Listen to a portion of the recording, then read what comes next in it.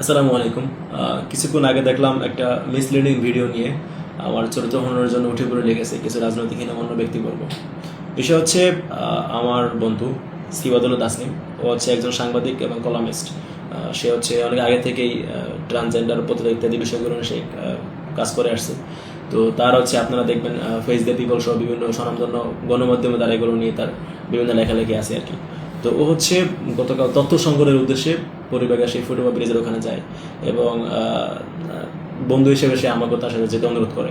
তো আমি তার সাথে যাই, যেতে রাজি হই, এবং যেহেতু আমি ওখানে যাবো একটা সেন্সিটিভ বিষয়, এই জন্য আমি শুরুতেই শাহবাগ থানায় হচ্ছে আমি অবহিত করে যাই বিষয়টা। এই জন্য এসআইকে বলে যাই যে আমরা ওখানে যাচ্ছি, আপনাদের একটা পুলিশ ফোর্স ওখানে পাঠান। তো আমি তাদেরকে অবহিত করে সেখানে যাই।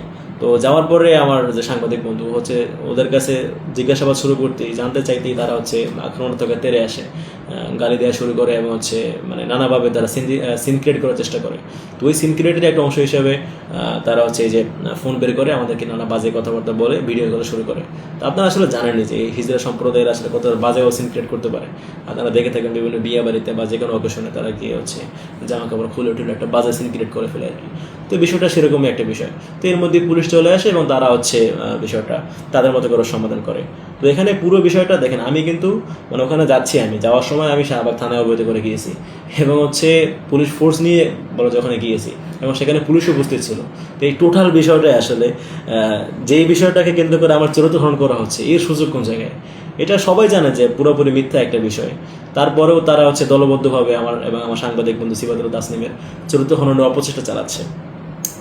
তো বিষয় হচ্ছে যেহেতু তারা আমার দ্রুত হরণের চেষ্টা করছে, এই জন্য আমি আজকে কিছুক্ষণ পূর্বে শাহবাগ থানায় গিয়ে হচ্ছে তাদের বিরুদ্ধে আইনানুগ ব্যবস্থা গ্রহণ করেছি। এই যে হচ্ছে জিডি, আমি এটা কমিটি দিয়ে দেবো।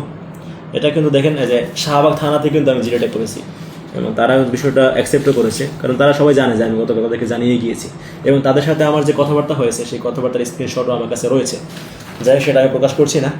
বিষয় হচ্ছে সবই তো বুঝলাম যে এরকম একটা ঘটনায় গিয়ে আমার বিরুদ্ধে মিসলিডিং ভিডিও দিয়ে চরিত্র হওয়ার চেষ্টা করা হচ্ছে, কিন্তু কথা হচ্ছে যে সমস্ত ট্রান্সজেন্ডার পতিতারা ভিডিওটা করেছে, আমার কথা হচ্ছে এই ট্রান্সজেন্ডার পতিতাদের করা ভিডিও আমার বিশ্ববিদ্যালয়ের ছাত্র দলের ভাই বন্ধুদের কাছে কীভাবে আসলো?